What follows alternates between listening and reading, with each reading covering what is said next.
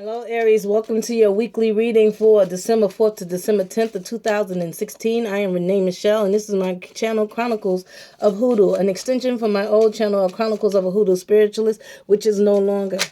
I want to welcome all the new subscribers. Welcome to the family. Welcome to the club. And I want to thank you guys for the likes, the shares, and the comments. They are greatly appreciated. If you would like a reading with me, it's $150, whether for root work, a spiritual work consultation, or for a regular reading. All right, then. Aries, let's get on with your weekly reading. And you can do that, at Hoodoo Chronicles of Hoodoo at gmail.com.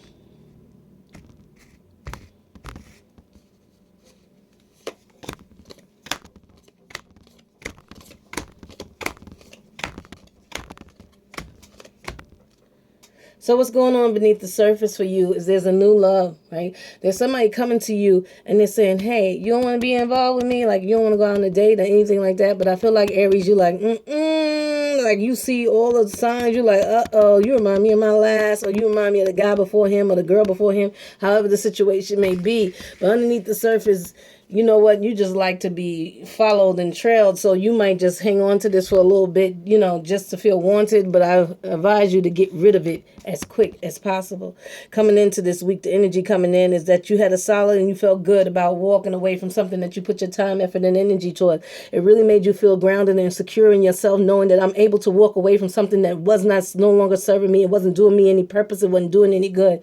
And what that did for you is brought you good energy coming into this week. At the beginning of the week, I had the 5 of diamonds and the 7 of clubs. I feel like you're worrying about standing your ground with a certain person. I feel like it's 3 or 4 individuals. I feel like this takes place at work. Like, I cannot be around y'all. Y'all need to leave me alone, but they're abusive. And the problem is like, where do I draw the line? I feel like for some of y'all, it's maybe sisters or siblings and stuff like that, and you can maneuver around that. You can like block their number, or you cannot call them and all that other stuff. But when it comes to work, and when I feel like what this is that now you got to get to the point where you got to sit down with a supervisor and the manager, say, look, they're too obsessed with me, they're too over me. But there's an anxiety about that, or worry about that, which it should be, because it seems like after that it escalates. Aries, my thing is to you, if you can get through the job without talking to these people, that's all fine and good, but I would start looking for new work, because I feel like for y'all, this situation is not going to do nothing, but they're going to get attitude, like you're going to go and tell me, all right then, since you're going to go telling me, let's go do this. I feel like these people are abusive, they're not going to stop, and you need to find another way to go, because even when you go to them, even on side, like I don't want to bring them into the office, but I just want to talk to them about exactly what's going on with them. Even when you go through that whole line with your supervisor or with your boss, you still end up back in the same circle where they're like, well, it's not that bad. You know why? Because your boss is abusive too. It's a little bit of like one of those things where you're knocking your head against a brick wall. Towards the middle of the week, doing what you love, you know what, you realize that it's more pain than fun right now, because like I said, whatever role you're playing and whatever the job you have, it's not giving you the full satisfaction and gratification that you would have gotten if you didn't have to deal with all these abusive situations at your job. If you didn't have to deal with all the hurt and pain at your job, I feel like you would be able to really enjoy and love what you're doing at the current time. And at the end of the week, right, again, we have this stress and this worry, right?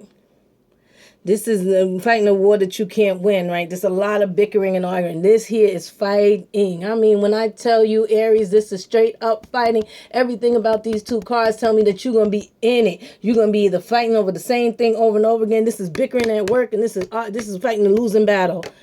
Right? Fighting a losing battle that you can't win. And I mean, you going to be dead against the wall, throwing punches. And I mean, get your ass ready, because I'm telling you right now, whatever that is coming at the end of the week, you got to be mentally ready for it, because it's going to be deuces. And then people are going to be like, are you serious? No, I'm dead serious. You can't do this. The outcome of the week, right? I don't know if there's a new love in your life as far as a Capricorn,